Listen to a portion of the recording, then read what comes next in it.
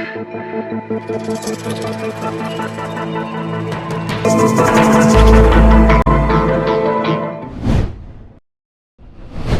दोस्तों, मैं हूं आपका दोस्त दिलीप पटेल। हमारे इस मंच पे जिसका नाम है पंचायत, तो आज हम कुछ राजकीय मुद्दों पर चर्चा करने जा रहे हैं। तब हमारे साथ जुटे हुए हैं जीएसटीवी के वरिष्ठ पत्रकार अनिल भाई पटेल। अनिल जी, आपका बहुत बहुत स्वागत है हमारे नमस्ते। नमस्ते दिलीप भाई। अनिल जी, पहला सवाल मेरा ये है कि एकनाथ शिंदे ने अपने गांव वापस आकर बॉम्बे आ गए हैं, तो अब ऐसा मान लेना चाहिए कि वो सब मान गए हैं, सब सलामत हैं। हाँ, देखिए वो मान गए हैं। सबसे बड़ी बात यह है कि 24-36 घंटे कोप भवन में रहने के बाद हाँ जी, आखिरकार एकनाथ शिंदे मान गए हैं और वापस आ रहे हैं। जी सर। वापस आ चुके हैं। मतलब कहा जाता है कि देवेंद्र फडणवीस ने फोन किया और कहा कि आपकी तबीयत खराब है, डॉक्टर गए थे, आप आइए यहाँ इलाज कराइए, क्यों खाली परेशान हो रहे हैं। सतारा में जहाँ उनका गाँव है, वहाँ तो स्थिति ये थी कि वहाँ पर टावर भी नहीं है, वहाँ फोन भी नहीं लगता। जी सर। लेकिन बावजूद इसके वापस आ गए। अब सवाल ये है दिलीप भाई कि क्या आंतरिक तौर पर बीजेपी ने कोई चेहरा तय कर लिया है? जी सर। क्या वो देवेंद्र फडणवीस है? क्या वो चंद्रशेखर बावनकुले हैं? क्या वो राव साहब दानवे हैं? क्या वो विनोद तावड़े हैं? क्या वो मेघना वाडेकर हैं? क्या वो मोहोल है, मुरलीधर मोहोल है? क्या कौन है? देखिए, संघ चाहता है कि देवेंद्र फडणवीस बन जाएं, ब्राह्मण चेहरा हो, और बहुत सारे ऐसे लोग जो चाहते हैं कि सवर्ण बने, ब्राह्मण चेहरा हो और पेशवाई राज फिर से आए। लेकिन ये चीज मराठाओं को मंजूर नहीं होगी, या होगी तो खटपट होगी और विरोध भी हो सकता है बीजेपी में आंतरिक तौर पर। अब दिल्ली चाहता है कि किसी ओबीसी को दिया जाए या ऐसे चेहरा दिया जाए जो उसके मतलब बोलते हैं कि रबर स्टैम्प की तरह काम करें। जी सर। अब दोनों के बीच में खींचतान, नामों का आदान प्रदान, लेकिन बात बन नहीं रही है। उसी दौरान इनका नाराज होना क्यों? क्योंकि भैया हमको आप अच्छा पोर्टफोलियो दीजिए, डेप्यूटी सीएम पद हम नहीं लेंगे, हम नहीं बनेंगे, हमारे लड़कियों को बनाइए। ये सब वाद विवाद, बाद में अलग अलग इक्वेशन कि अगर पांचों लोग मिल जाते हैं, शिवसेना उद्धव और शिवसेना एकनाथ शिंदे, शिवसेना अजित पवार और शिवसेना शरद पवार, और कांग्रेस बाहर समर्थन देती है तो सरकार बन सकती है। ये सब बातें अलग से फैलाई गई, उड़ाई गई। अब कहा जाता है सूत्रों के माध्यम से कि गुजराती उद्योगपति ने फोन किया पुणे में और कहा कि भाई हमको बता दिया गया है कि कौन कौन सीएम होगा, कौन होने वाला है। और पुणे का संबंध किससे? सबको पता है, मुरलीधर मोहोल से संबंध है।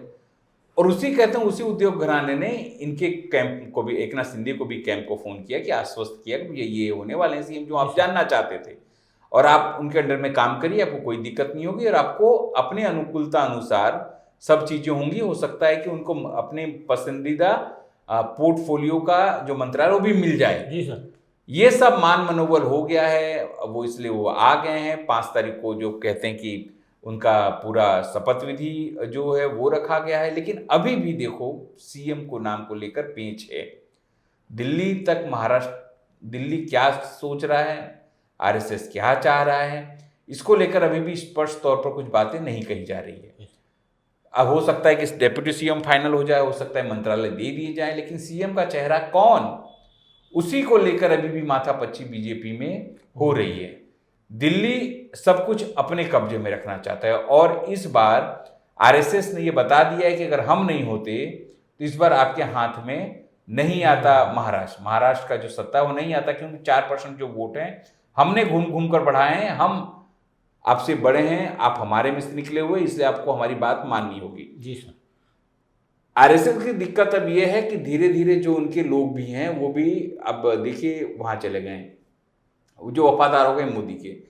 और आज आरएसएस के जो मोहन भागवत ने एक विचित्र बयान भी दिया, सभी को कहा कि जनसंख्या घट रही है, आप 3 बच्चे पैदा करिए। हंसी आएगी ना आपको? जी सर।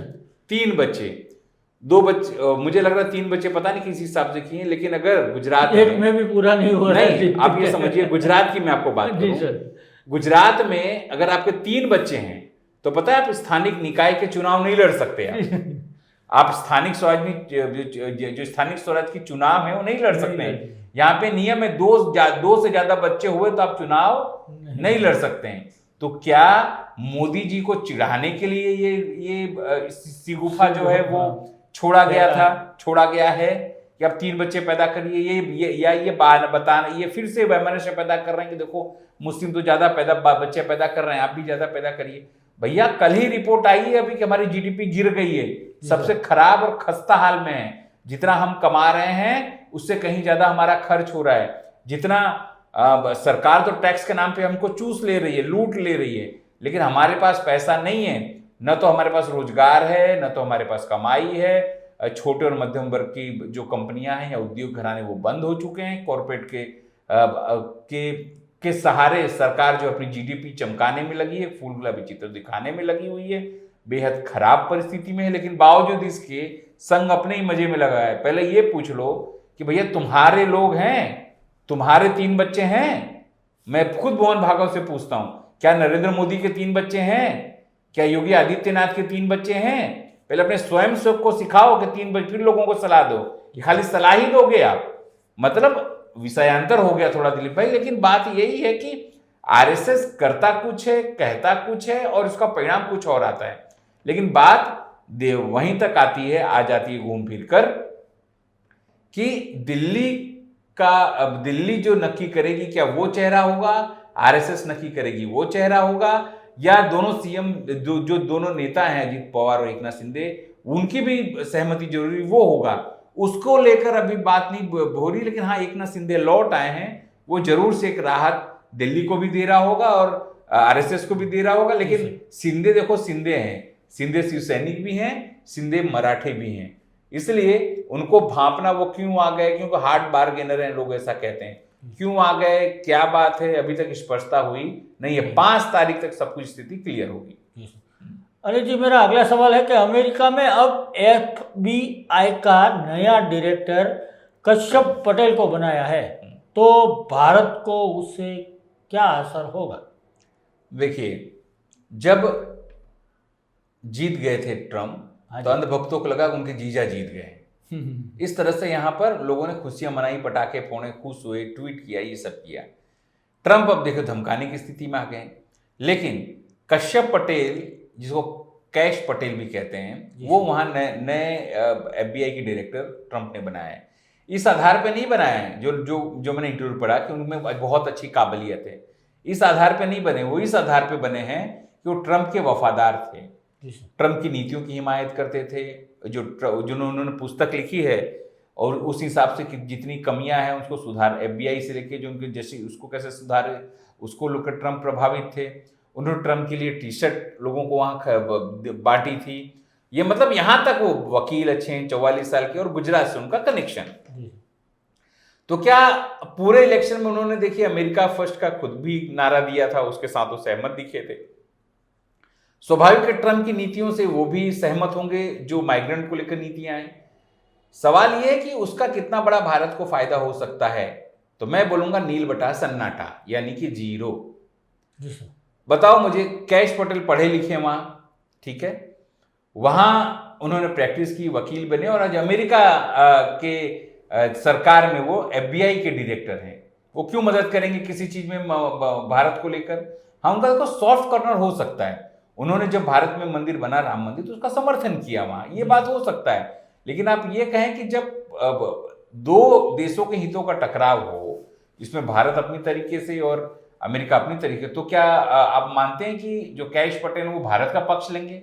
तो कान पकड़ के वो ट्रम्प बाहर निकाल देंगे कि बाहर निकलो भैया, तुम्हारी जरूरत नहीं, हमको तो अमेरिका फर्स्ट वाले व्यक्ति की जरूरत है। सवाल ये है कि इस बात पर खुश होने की जरूरत नहीं। कमला हैरिस भी तो भारत ओरिजिन की थी, लेकिन हमारे भारतीयों ने उनके लिए कोई पूजा पाठ नहीं की, ट्रम्प के लिए पूजा पाठ की।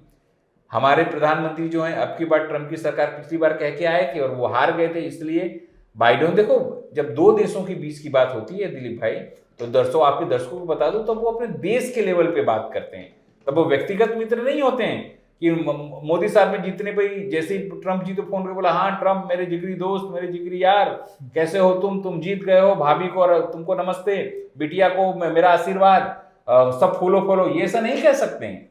आप एक ट्वीट कर सकते, फोन करके बधाई दे सकते हो, समझो। लेकिन जब 2 देशों की बात आएगी तब आप देश हो, नरेंद्र मोदी उस संदर्भ में देश के प्रतिनिधि माने जाएंगे, उसी तरह ट्रंप जो है वो शक्तिशाली देश के प्रतिनिधि माने जाएंगे। ऐसे में दोनों को अपने हितों का सुरक्षा करनी, अपने हितों का टकराव ना हो, एक दूसरे को नुकसान ना हो। अगर हम कुछ लेन देन कर रहे हैं तो कम से कम इतना हो कि हम एक क्या कहते हैं, सम्मान के साथ सब कुछ बातचीत हो। लेकिन इसका मतलब ये नहीं कि दोनों दोस्त मिलके बोलते हैं ना कि हम दो और मैं और ये और फलाना ढीकना। हाँ जी, कहते हैं ना, एक डायलॉग है हाँ जी सर, कि इसी तरह से आप जाके दो दोस्त मिलके पानी पी रहे हैं, दो दोस्त मिलके मछली पकड़ रहे हैं, जैसे वाइल्ड वर्सेस मैन में जो उसके कलाकार के साथ में इन्होंने काम किया था। लेकिन उस तरह का मामला नहीं है यहाँ। कैश पटेल जो है स्वाभाविक वो गुजराती हैं, वहां के गुजरातियों के लिए एक अच्छा भावना होगा, जो वहां के ओरिजिन है, ये समझ लीजिए। या गुजरात के लोगों के लिए या भारतीयों के लिए कैश पटेल का क्या मतलब है कि सब कुछ हो जाएगा या अदानी को फायदा करा देंगे, कुछ कैश कर लेंगे, मैच कर लेंगे, ऐसा कुछ नहीं होने वाला। अगर देखिए जब बात दो देशों की होगी तो ये मान के चलिए कैश पटेल अमेरिका का साथ देंगे, आपका साथ नहीं देंगे। हाँ, मीडिया जरूर से खोज सकती है कि भैया गुजरात में कहाँ के हैं, यहाँ उनके दादा रहते थे, परदादा रहते थे, यहाँ से वो कैसे गई। अब स्टोरी के लिए ठीक है, आप समझ लीजिए। लेकिन जब बात आएगी कि कैश पटेल के बारे में सुनने जानने की और उसका पक्ष लेने की, तो कैश पटेल को पता है कि किस तरह से ट्रंप की नीतियां हैं, चाहे माइग्रेंट्स को लेकर हो, किस तरह की नीतियां हैं, चाहे वहां के अर्थतंत्र की हो, सामरिक हो, सब कुछ हो। तो ये चीजें भी कैश पटेल को वहां देखनी है। ऐसा ही नहीं है तुरंत ही कि बन गए तो तुरंत ही दौड़ के वो घोड़ी लेके और सरघस लेके गुजरात पहुंच गए, अपने गांव पहुंच गए और लोग उनको माला चढ़ा रहे हैं, ऐसा कुछ नहीं होने वाला। अच्छे वकील नहीं है वो, ऐसा कहते हैं लोग, एवरेज है, बहुत ज्यादा होशियार नहीं है। लेकिन ट्रंप के कैबिनेट में होशियार को और जो मापदंडों में खरे उतरते हैं उनकी जरूरत नहीं, उनको वफादार की जरूरत है।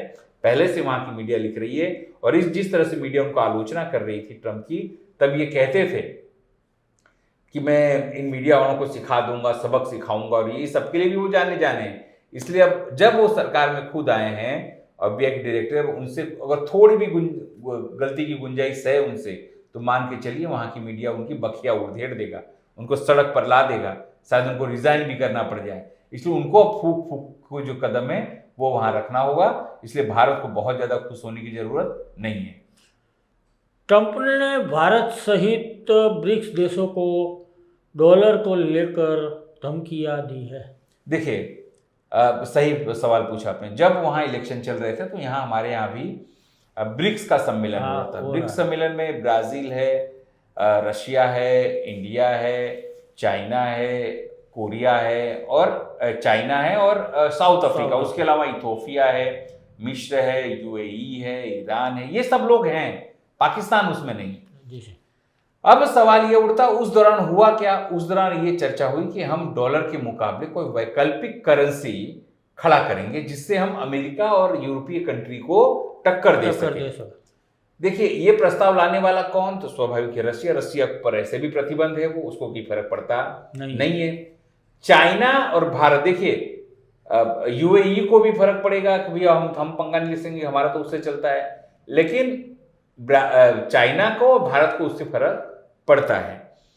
इन्होंने क्या कहा ट्रंप ने? पहला ये समझ, ट्रंप ने यह कहा कि जो लोग या जो देश ये सोच रहे हैं कि वो डॉलर के मुकाबले दूसरी करेंसी ला देंगे, तो वो पहले सोचना छोड़ दें।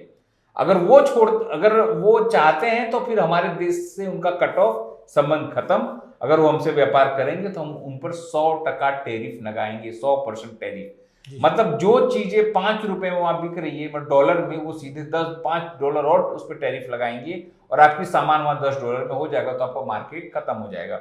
उस हिसाब से आपके भारत में अगर ये चीज होती है, अगर ये इसका समर्थन भारत हमेशा करता है, तो मैं देखो डरा नहीं रहा हूं, मैं आपको कमतर नहीं आंक रहा हूं। भारत भी बहुत बड़ा अर्थतंत्र है, इसका डिप्लोमेटिक जवाब दिया जाना चाहिए। इसके पहले भी 19 से ज्यादा कंपनियों को अमेरिका ने बैन कर दिया हमारे यहाँ की। रशिया को सप्लाई, यूक्रेन रशिया को सप्लाई करने के लिए, यूक्रेन और रशिया के दौरान रशिया को सप्लाई कुछ चीजें करने के लिए, कुछ सॉफ्टवेयर या कुछ सामरिक चीजें करने के लिए सब बैन कर दिया। उस समय भी देखो आप, तो अमेरिका कुछ ऊंचा बोल पाया नहीं था। अब स्थिति है कि अब सीधे तौर पर ट्रंप ने धमका दिया है देश को। उसके अंदर मोदी भी आ गए, उसके अंदर पुतिन भी आ गए, जिनपिंग भी आ गए, और जितने देश है सीधे तौर पर उन्होंने धमका दिया। जी सर। अब भारत क्या करेगा, क्योंकि ट्रम्प जैसे ही आएंगे वो अपनी नीतियां को लागू करेंगे। आप ये थोड़ी कर सकते हैं भी अमेरिकन कंपनी को हम यहाँ बैन कर देंगे या 100% डंपिंग 100% टैरिफ हम भी लगा देंगे, तो आप यहाँ कौन खरीदेगा सामान। ऐसे भी आपका अर्थतंत्र अभी बहुत निचले पायदान पर है अभी तक के इतिहास में, तो आप उसको कैसे सर्वाइव करें वो आपकी महत्वपूर्ण स्थिति है। विदेशी कंपनी आए, निवेश हो, ये कंपनी है, अब चले गए वहां तुक्का लगाने, अब आप पर न तो चीन ठीक से विश्वास करता है, न तो आप चीन पर विश्वास करते हैं। आप जो है रसिया से बहुत गलबैयां करने का प्रयत्न करते हैं, लेकिन इजराइल वाले मसले में जिस तरह आपने अपना स्टैंड लिया उससे रसिया पर आप पर विश्वास नहीं करता। पाकिस्तान तो आपका दुश्मन है ही। अब बांग्लादेश में देखिए हिंदुओं पर जो अत्याचार का हो रहा है सब कुछ, उसको लेकर भी आप उससे दुश्मन बने हुए हैं। श्रीलंका आपके बात नहीं मानता, दीव दमन जो है, मालदीव जो है वो आपकी बात नहीं मानता। आप नेपाल चले जाइए वो आपसे रूठा हुआ है, आपसे जो थोड़ा ठीक सा भूटान से, मतलब यहां से तो आप गिरे हैं, साथ में आप सीधे तौर पे अमेरिका से पंगा ले रहे हैं। अमेरिका से पंगा लेने का मतलब है फ्रांस से पंगा लेना, और अमेरिका से पंगा लेने का मतलब इजराइल से पंगा लेना, मतलब ये सब सारी चीजें भी आप हैं। एक तरफ आप बिना जबरदस्ती घुसे जा रहे हैं नोबेल प्राइज लेने के लिए, मैं युद्ध रुकवाऊंगा आपसे, मणिपुर तो रुक नहीं रहा है, आप जाके वहां युद्ध रुकवाने के चक्कर में पड़े। कुल मिला के बात यह है कि अब सीधे तौर पर अंकल सेम ने विश्व गुरु को धमकी दे दी है कि भैया अगर आपने डॉलर का विकल्प सोचा तो हमसे आपके रिलेशन कट, न तो हम सामरिक संबंध रखेंगे, अगर आप कोई सामान हमारे, देखो 42 बिलियन का हमारा हम उसको निर्यात करते हैं, समझिए वही अगर उसका दाम बढ़ा देगा तो कौन खरीदेगा हमारा वहां सामान। तो स्वाभाविक है, हम ऐसे भी चाइना के कॉम्पिटिटर नहीं, चाइना से हम बहुत नीचे हैं, तो कहाँ जाएंगे हम। हमारी एक समस्या है, भारत सरकार को चाहिए कि एक प्रॉपर चैनल में उनको जवाब दे। देखिए अमेरिका कनाडा नहीं है कि जो आपने उसको भगा दिया वहां से, उसने आपके लोगों को भगा दिया, हमने अपने रिलेशन खत्म कर लिए, और नाम वहां अमित शाह का आ गया, नाम वहां सभी लॉरेंस बिश्नोई का आ गया, हत्याम आ गया। देखिए वो अमेरिका है, अमेरिका आपका रो का ऑफिस बंद कर सकता है, एनएसए का जो वहां निकल गया है, समन्स वहां से निकल गया है एक हत्या के को लेकर, मतलब बहुत सारी चीजें जो है अब अमेरिका के साथ में आपको डील करनी पड़ेगी। उसके लिए आपको अब डिसाइड करना पड़ेगा कि आप क्या करना चाहते हैं। देखिए नेहरू एक समय थे जिन्होंने गुड निरपेक्ष देश, मतलब जो देश न तो रसिया की तरफ है न तो अमेरिका की तरफ है, वो देशों का उन्होंने संगठन बनाया, और दोनों जो लोग थे, मतलब दोनों दल के लोग थे, उनसे उन्होंने अच्छे संबंध स्थापित किए और दोनों को मार्गदर्शन देने का काम भी वो करते थे। अब सवाल उठता है कि क्या नरेंद्र मोदी कर पाएंगे क्या, तो हमारे हिसाब से जवाब है ना, क्योंकि हमारी स्थिति अभी मोदी ने वो रहने दी नहीं। हम आर्थिक तौर पर अपने घरेलू बाजार को खो चुके हैं, क्योंकि हमारे पास न तो अब छोटे और मध्यम कद के उद्योग हैं इतने सारे कि कल अगर रिसेशन आता है आर्थिक तौर पर हम टूटते हैं तो उसको लाभ मिले, न तो हमने अपने आप को ग्लोबलाइज कर दिया है। इसलिए जो अमेरिका में असर पड़ेगा वो सीधा हमारे पर असर पड़ेगा, जबकि मनमोहन सिंह की स्थिति में ये नहीं था। 2008 में रिसेशन आया लेकिन हमने अपने आपको संभाल लिया। क्यों? क्योंकि उस समय पर छोटे और मझोले उद्योग थे, उसके कारण हम लोग बच गए। लेकिन पिछले 10 सालों में यहाँ पर छोटे और मझोले उद्योगों को खत्म कर दिया। अगर अमेरिका के साथ आप पंगा लेते हैं, मैं डरा नहीं रहा हूं, मैं बता रहा हूं क्या आर्थिक तौर पर नुकसान हो सकता है, तो उसका खामियाजा होगा। और नरेंद्र मोदी तब नहीं बोल पाएंगे ट्रम्प को कि यार क्यों ये परेशान कर रहा, तू तो मेरा जिगरी है यार, हम तो साथ में मिलकर साथ में खाना खाते हैं, तू मेरा चड्डी फ्रेंड है यार, ऐसा कुछ नहीं कह सकते हैं, क्योंकि वो अमेरिका है, ये मान के चलिए उसके लिए अमेरिकन फर्स्ट है, उसका व्यक्तिगत कुछ नहीं है वहां। जब ट्रम्प बात करते हैं तो उनका व्यक्तिगत सब कुछ धरा का धरा रह जाता है, और वो अपने हिसाब से देश का ख्याल रखते हैं, उसको हितों का ख्याल रखते हैं। आपकी तरह नहीं है कि अदानी के लिए अपने देश की जमीन चाइना को दे दे, आपकी तरह नहीं है कि अपने देश का हितों को ध्यान रखे, अपना व्यक्तिगत हित साधे, आपकी तरह नहीं है कि वहां जाके लोग को आप ये कहें कि हमारे यहाँ के लोग पहले सोचते थे कहाँ यहाँ जन्म ले लिया। मतलब अपने हितों से ज्यादा वो देश का हितों का ख्याल रखता है। इस बात को नरेंद्र मोदी और उसकी पूरी चंटू बंटू और भक्तों की टीम उनको समझ लेना चाहिए। अनिल जी, आखिरी सवाल ये है कि अमेरिका के आरोप को अदानी ने आज पहली बार सार्वजनिक तौर पे अपने आप को बचाव को जो कहा, उसके क्या फर्क? देखिए अदानी की सबसे पहली प्रायोरिटी क्या है जो मैं समझता हूँ, अपने शेयर के गिरते दामों को बचाना। हालांकि वो लेवल में वापस आ गए हैं हमारे वो जो विश्व गुरु हैं उनकी कृपा से, कि जो भी गलत स्टेटमेंट उन्होंने दिए कि भाई मेरा नाम नहीं है, मेरा वो नहीं है, मेरा वो नहीं, वो सब बातें हैं, लेकिन वो सब बातें गलत हैं। आप जो ज्यूरी है उस ज्यूरी को आप देखें, उसके इंडाइटमेंट को आप देखें, उसके आरोप पत्र को आप देखें 54 पन्ने के, उसमें स्पष्ट तौर पर लिखा है कि विदेशी, वहां पर देखो कि इन्होंने पैसा दिया, घुस खिलाया 2200 करोड़ के आसपास और ठेके लिए, उस हिसाब से उन्होंने समय समय पर यहाँ पैसा उठाया और उसकी जानकारी उन्होंने वहां नहीं दी। देखिए आप फ्रॉड कर रहे हैं दूसरे देश में, आप तो विदेशी हैं, आप पर वो कानून लगेगा ही नहीं, तो आपको वहां बताना पड़ेगा भैया वहां ने घुस दिया है। और बहुत लोग बताते हैं, होता क्या है जब आप बताते हो तब वहां से लोन का इंटरेस्ट आप पर बढ़ जाता है, लेकिन तब वो गलत नहीं माना जाता है, ये समझिए, गलत माना जाता नहीं, लेकिन आपने छुपा के ये सब किया है तो वो गलत माना जाता है। उनके जो भतीजे हैं उनके पास जो डिवाइस हुए मिले हैं, इक्विपमेंट्स मिले हैं इलेक्ट्रॉनिक, जो उसमें सारे सबूत हैं, ऐसा उसमें लिखा है क्या कैसे क्या किन किन कंपनियों को कैसे पैसा फायदा मतलब खरीदा, कैसे हिस्सा दिया, क्या नाम थे उन अधिकारियों के, सब कच्चा चिट्ठा उसके पास है। इसके बाद ही उसने इंडाइटमेंट जो है, इंडाइटमेंट कहा जाता है आरोप पत्र, वो भरा है। अब नरेंद्र मोदी के सहयोग से, कि यहाँ के सरकारी सहयोग से वो इतनी हिम्मत यहाँ जुटा पा रहे हैं कि बोल रहे हैं कि हमारे ऊपर हमला होता है तो हम मजबूत होते हैं, बार बार हम पर ये संकट आता है और हम मजबूत होते हैं। क्या मतलब है इसका सर? आप मतलब शायरी कर रहे हो, आप मतलब जुबानी जंग लड़ रहे हो। आप अपने लोगों को आपने झूठ बोला, बताया, यहां तक कि सेबी में भी आपने ये सब घटनाएं की, लेकिन यहां तो पता है माधवी बुच हैं जो इन्वेस्टर की बुच लगा देंगी, लेकिन आपका बुच लगने देंगी नहीं। कुल मिला के बात यह है कि आज अपने शेयरों की स्थिति उनकी बरकरार रहे, इसलिए क्योंकि देखिए भारत में बहुत सारे नकली वकील जो हैं अपने काले कोट में घूमते हैं, बहुत सारे अच्छे वकील भी हैं जो आके उनके बचाव में फ्री में करते हैं। अब पीछे से उन्होंने क्या फायदा लिया वो हमको पता नहीं है, लेकिन उनके बचाव में सब कुछ यहाँ आ गए। देखिए मोदी और अदानी का क्या संबंध है लोग जानते हैं, इसलिए लोग, बहुत सारे लोग इससे कहते हैं मोदानी, समझो, चाहे ईडी की बात हो, चाहे सीबीआई की बात हो, चाहे आईटी की बात हो, चाहे कोई भी एजेंसी की बात हो, राज्य सरकारों की बात हो, प्रधानमंत्री, पीएमओ और सभी की बात हो, कोई भी हाथ जो है वो अदानी पर डाल सकता नहीं है। इसलिए उनमें ये झूठ बोलने की हिम्मत आती है, इसलिए कि भैया ये चीजें हम झूठ नहीं बोल रहे हैं, हम तैयार हैं और ये सब। तो भैया जाइए ना, आपको किसने रोका है? मैं हमेशा मजाक में कहता हूं कि इस परिस्थिति के बाद अदानी सब कुछ खरीद सकते हैं, लेकिन एक टिकट जो है अमेरिका का वो नहीं खरीद सकते, जा नहीं सकते। जाके बताएं तो हाँ उनको जवाब देना होगा और उसमें साफ पाक निकलें तब आपको मानना होगा। लेकिन अदानी की सबसे खासियत यह है कि उनको सरकार का सहयोग है, इसलिए वो जो मन चाहे वो कह सकते हैं, क्योंकि जो वो कहेंगे सरकार वो कर देगी। अगर वो कहते हैं दिन है तो सरकार उनके लिए दिन कैसे हो उसका जुगाड़ करेगी। अगर वो कहते हैं कि नहीं ये रेगिस्तान नहीं जंगल है, तो सरकार रातों रात वहां जंगल खड़ा कर देगी ताकि अदानी भाई की बात जो है गलत साबित न हो। वो हिम्मत उनको यहां से मिलती है, उनको पता है पैसे से मैं सब खरीद लूंगा। जिस तरह 2200 करोड़ बांट के मैंने सभी कॉन्ट्रैक्ट हासिल किए हैं, अगर नहीं होगा, अगर हमें सीमेंट कंपनी कोई नहीं बेचता तो उसके यहाँ ईडी पहुंच जाएगी, अगर हमको कोई एयरपोर्ट नहीं देता तो वहाँ सीबीआई चली जाएगी, अगर हमको कोई इंफ्रास्ट्रक्चर कोई डेवलपमेंट नहीं देता तो वहाँ तीसरी कोई संस्था चली जाएगी, लेकिन मिलेगा हमको ही।